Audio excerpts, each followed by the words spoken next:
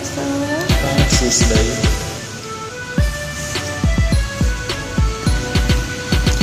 សូមស្ទួចអណ្ដើរក្នុងស្រះទឹកស្ងួ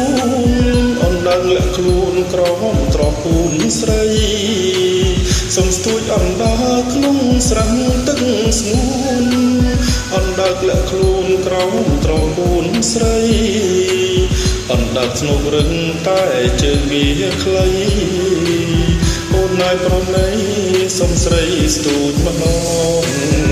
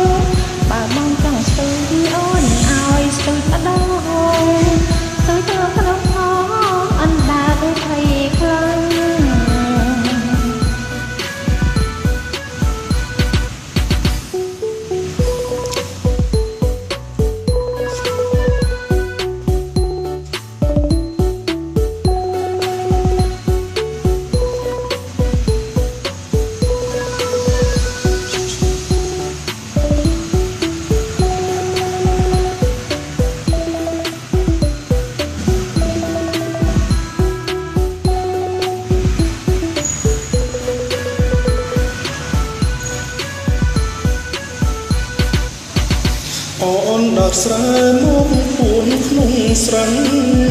រសជាតិឆ្ងាញ់នឹងញ៉ាំមានកម្លាំងអូនដើរស្រែមកពួនក្នុងស្រះរសជាតិឆ្ងាញ់នឹងញ៉ាំមានកម្លាំង